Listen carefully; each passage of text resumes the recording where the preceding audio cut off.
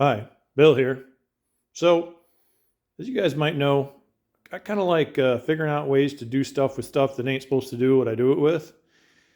Not so much for going out and buying the biggest, fanciest, most powerful thing. Kind of like figuring out ways to make cheap and expensive stuff work. And to that end, this is a four-wheeler I bought about 10 years ago. Spent about 2,000 bucks on it. It's a 250 Suzuki Ozark two-wheel drive. And a couple years back, I decided I'd just see how it would plow snow. Everybody told me a two-wheel drive won't push any snow. So I got on Marketplace and I found this little snow plow. Went ahead and put a new cutting edge on it and put kind of the rollover rubber there on the top. Put some feet on the back to hold it up off the ground a little bit. It was pretty weak in the kickover, so I went ahead and put some extra springs on it there. And now this is my high-tech device for telling me when it's up all the way. That is a coat hanger, and that is a wire nut, and that is a stick. But it works perfect. When that wire nut hits that rack, it's up all the way. I got angle on it, and I'll tell you, when you look down here, these things, all they do is they got a plate, and I just went in there and grabbed 6 different places where I could put U-bolts through. You know I like U-bolts. Another one tucked in there. And that thing is on there. I don't know if you can see it in there. But anyways, it's in there real good. Never had a problem with it. But yeah, when I first got it, I went ahead and I clamped it on there. And I thought, this thing's going to be useless. Went out, tried to push some snow, and lo and behold, it did real good. So I went ahead and mounted it on there permanent like. Got myself a worn winch. Now I did spend a little money on that. Kind of broke with my code there and bought a name brand. But put that worn winch on there. And she lifts real nice. Here's my limit switch.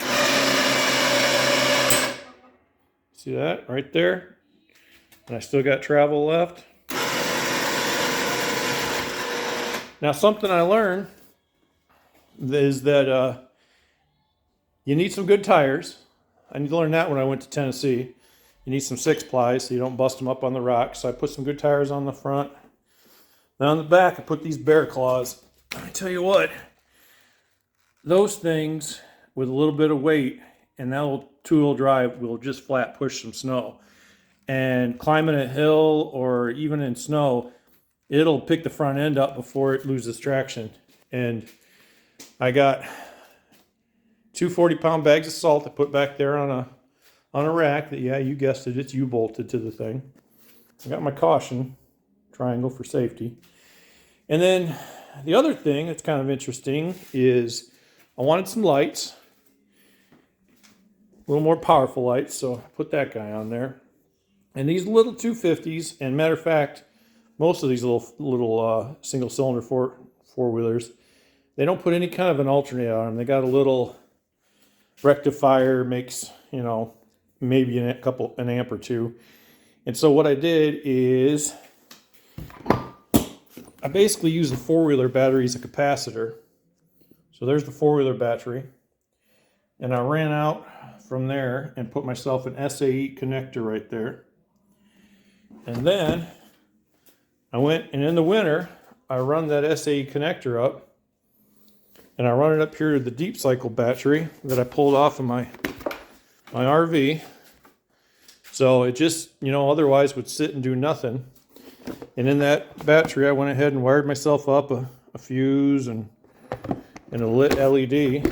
So when I'm plowing at night, which is usually when I'm plowing, because I work during the day, I flip that puppy on and I got a deep cycle battery that is constantly trickle charging my little four-wheeler battery, which gives me plenty of juice to run my light and my winch up and down and never run out of juice.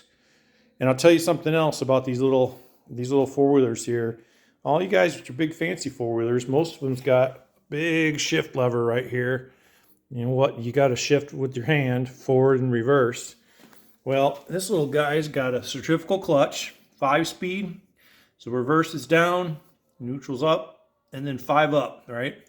So what I did is I went in there and I overrode this reverse override, which means I don't have to pull the override to kick it in reverse. Now, some of you are saying that's not a good idea. And I'll agree with you.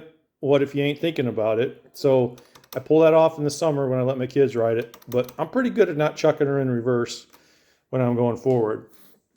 Now, you ask, why is that important? Foot down there, doing forward and reverse.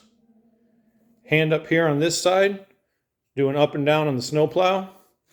Hand over there, doing throttle. Foot down there, doing brake. And let me count through that. Yep, that's everything. So I can go forward, bring that snowplow up before I dig into the dirt, put it down while I'm backing up, never taking my hand off the handlebars. And I think that's real slick. Now, of course, you wouldn't be able to put a 60-inch plow on here. It wouldn't push it.